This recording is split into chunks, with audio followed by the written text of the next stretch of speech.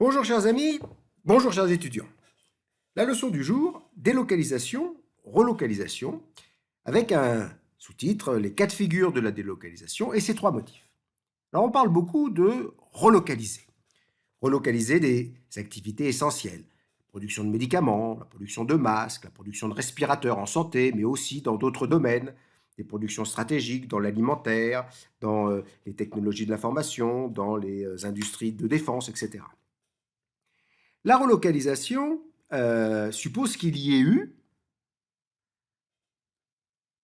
avant, une délocalisation.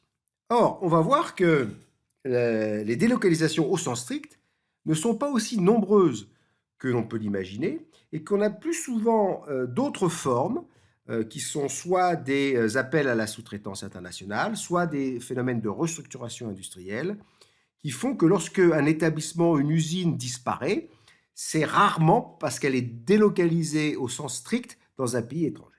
Alors, regardons ici le premier schéma où on va regarder ce qui se passe entre deux grandes zones, l'Union européenne et la Chine, bon, par exemple. Vous avez ici une chaîne de valeur intégrée en 5 segments dans l'Union européenne qui va procéder à des délocalisations partielles de certains segments. En général, les segments intenses en travail ou les segments pas trop stratégiques. Mais cette délocalisation fait que la production de ces segments à l'étranger va être moins coûteuse que la production sur place, dans les pays d'origine. Et ce gain en coût doit compenser les nombreux coûts liés à la délocalisation, qui sont des coûts d'acheminement, des coûts d'assemblage, des coûts de contrôle, ce qui fait que la balance n'est pas toujours d'ailleurs favorable. Premier type de délocalisation au sens strict. Une délocalisation au sens strict, vous voyez, c'est lorsque un segment qui était fabriqué dans l'Union européenne va être fabriqué à l'étranger. Donc on change le lieu de production, mais on ne change pas le lieu de la destination de ces produits qui restent toujours ici dans l'Union européenne. Cette délocalisation, au sens strict, a comme motif essentiel la recherche de compétitivité-prix par réduction de coûts, avec des sous-motifs, essentiellement le coût salarial, mais pas uniquement. Le coût lié aux contraintes environnementales et sociales, les coûts liés à des montages fiscaux pour éviter justement des impositions trop élevées, ou des réductions de coûts par la proximité des matières premières et de la transformation sur place. Donc ces quatre motifs font partie, expliquent des délocalisations de segments en général riches en main-d'œuvre. Vous avez un autre type de délocalisation qui est également une délocalisation au sens strict. La production change de lieu, mais pas la destination. C'est-à-dire que la délocalisation ici vient en fait comme un substitut à des exportations intérieures. Au lieu d'exporter, pour des raisons de proximité du marché, de contournement des barrières douanières, on va produire sur place. Alors, cette délocalisation, elle est liée à la protection des pays, mais elle est liée aussi à la nécessité, parfois, d'enrichir en valeur ajoutée sur place les produits, ou plus généralement d'être proche des consommateurs pour bien mesurer les normes, les règles et les goûts, afin de produire des biens différenciés selon le pays. Les goûts en termes d'automobile comme de yaourt ne sont pas les mêmes dans tous les pays du monde et il est important de produire sur place. La troisième forme de délocalisation n'en est pas une, c'est plutôt une disparition. C'est-à-dire que le segment ici est tout simplement disparaît, n'est plus produit par la société sous forme d'une filiale à l'étranger, mais on fait appel à la sous-traitance internationale. On fait appel à la sous-traitance internationale, ce qui suppose qu'il y ait des compétences dans ces pays et une forme de contrôle.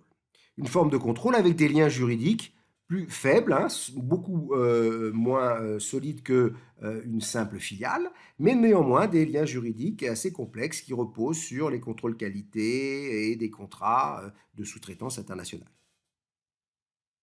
La quatrième forme est également une disparition, mais cette fois-ci, il s'agit essentiellement de restructuration industrielle. Restructuration industrielle qui sont motivées par deux phénomènes. la nécessité de se regrouper et la nécessité de se localiser proche des compétences et des clusters. Ces regroupements industriels ont essentiellement comme motif des recherches d'effets d'échelle, de rationalisation productive. On va fermer 2 établissements et on va en construire un plus gros, qui sera plus grand avec des économies d'échelle, ou on va fermer un établissement et tout concentrer dans un établissement préexistant. C'est aussi la recherche d'écosystèmes favorables. On se regroupe pour disposer de recherches, de compétences sur des filières bien précises. Par exemple, l'aéronautique, eh ben, on va se localiser à Toulouse. Alors, la délocalisation antérieure est nécessaire pour parler de relocalisation. Oui, ça va dans l'autre sens. Ce qui veut dire que, alors qu'on a délocalisé, on va relocaliser. Ça ne va pas se faire comme ça, et on peut regarder la première raison qui pourrait faire qu'on relocalise. La première raison, c'est que les motifs de la délocalisation se sont inversés. Donc les facteurs traditionnels, on a une certaine forme d'inversion des motifs. Première inversion des motifs, les salaires. Effectivement, les écarts salariaux ont tendance à se réduire, par exemple, entre l'Union européenne et la Chine. Mais ça ne veut pas dire qu'on va relocaliser forcément dans l'Union européenne. On peut aller relocaliser ailleurs.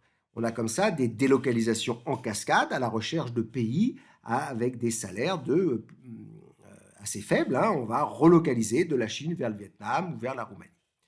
Le critère essentiel, c'est ce qu'on va appeler le coût salarial unitaire, qui est le rapport entre le salaire et la productivité, et la contrainte pour conserver un avantage comparatif, c'est que si vous avez un salaire 5 fois plus élevé dans un territoire, normalement, il faut que votre productivité soit 5 fois plus forte.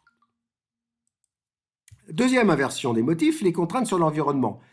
Ces contraintes ont tendance à être de plus en plus homogènes. En fait, ça s'harmonise lentement. Il est difficile de trouver des pays poubelles et les règles en termes de pollution, d'émissions, etc. ont tendance à se rapprocher, ce qui fait que le motif environnemental devient plus faible. C'est lié aussi aux progrès technologiques qui font qu'on peut produire des choses moins polluantes aujourd'hui qu'on était incapable de faire il y a 20 ans. Troisième inversion des motifs, le motif fiscal. L'évitement fiscal va être de plus en plus difficile. On constate qu'il y a une volonté des États qui ont besoin d'argent, qui sont paupérisés par la mondialisation, de discuter, de se mettre d'accord sur une taxation des multinationales, sur une lutte contre les paradis et les montages fiscaux, et des négociations sont en cours à l'OCDE. Alors ça avance lentement. Et puis, on a un facteur d'inversion qui est le néoprotectionnisme. Cette fois-ci qui se fait de plus en plus de manière importante dans les pays développés. C'est l'idée de je remets des taxes douanières importantes, comme ça vous êtes obligé de vous localiser chez moi pour vendre. C'est la mise en place de nouvelles contraintes sur les règles d'origine, sur le contenu en valeur ajoutée, et c'est aussi les exigences de traçabilité de plus en plus fortes.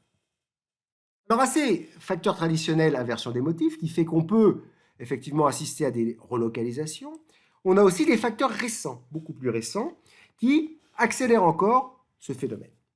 Les facteurs récents, et alors les premiers sont liés effectivement à la crise sanitaire, c'est la naissance d'un arbitrage qui était assez ignoré jusqu'à présent entre coûts et sécurité des approvisionnements et vulnérabilité des chaînes de valeur.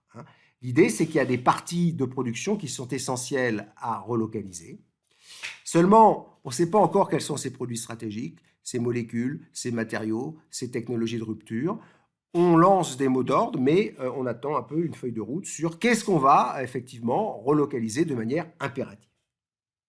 La deuxième raison, elle est aussi liée aux chaînes de valeur, mais à la nécessité d'avoir des chaînes de valeur qui sont à tous les maillons au niveau de qualité adéquate. Et ces problèmes de qualité et de contrôle qualité, lorsqu'on a des chaînes de valeur trop éclatées, peut devenir trop coûteux et du coup donner une raison à tout relocaliser sur le même site. C'est toujours un arbitrage entre coût de la délocalisation et coût des contrôles. Phénomène assez récent, c'est l'urgence climatique, la décarbonisation des économies, qui fait que normalement, les coûts de transport devraient s'accroître, ce qui éviterait que certaines marchandises fassent 3 fois le tour du monde pour se retrouver dans votre supermarché.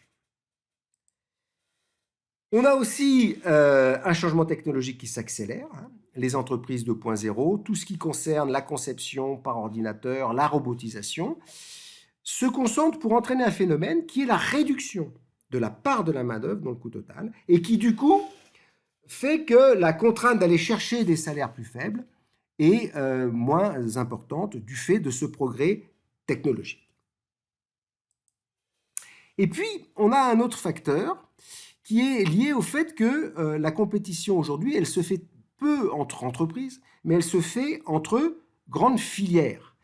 Et on voit apparaître en fait des avantages comparatifs régionaux sur des filières intégrées. L'aéronautique à Toulouse, les biotechnologies chimie à Lyon, finance et technologies numériques à Paris. Et ce qui fait que certains pays vont attirer des relocalisations, c'est qu'ils disposent de clusters performants, ce qui signifie aussi non pas seulement des grands donneurs d'ordre, comme Airbus par exemple, mais aussi un réseau dense de fournisseurs de deuxième et de troisième rang. Et actuellement, on voit bien que la crise impacte beaucoup les fournisseurs de deuxième et troisième rang. Et d'une certaine manière, l'argent que l'État va filer à Airbus, entre guillemets, c'est aussi pour qu'Airbus soutienne son réseau de fournisseurs pour maintenir un cluster performant dans l'aéronautique. Donc je terminerai, vous voyez, en disant que ces relocalisations, il ne faut pas attendre des miracles, elles peuvent arriver. Elles vont être déterminées par essentiellement 4 facteurs. Hein. Eh ben, une protection stricte de certaines activités avec interdiction d'importation, il faudra bien produire sur place. Le tout est de savoir si ça se fera au niveau national ou européen. Une harmonisation des règles fiscales qui va mettre fin à cette recherche permanente de l'évitement fiscal. Des taxes carbone substantielles qui vont renchérir les coûts de transport et du coup favoriser et la relocalisation et diminuer aussi les délocalisations futures. Et puis enfin, des investissements de modernisation dans les entreprises hein, pour que le pays soit attractif, parce que les relocalisations ne vont pas se faire n'importe où. Donc des investissements en formation, en robotisation. Et là, on ne peut pas dire que la France soit dans le peloton de tête. Et puis, pardon, dernier facteur, hein, le soutien aux acteurs fragiles des grandes filières intégrées et des clusters. Si ces 5 facteurs de relocalisation sont bien travaillés et activés au maximum par les gouvernements, on peut imaginer que ce phénomène de relocalisation, qui avait déjà commencé il y a quelques années, va s'accentuer, alors sans remettre en cause la mondialisation, mais en évitant un appauvrissement, une perte de substance toujours plus importante de l'activité et des compétences industrielles. Je vous remercie.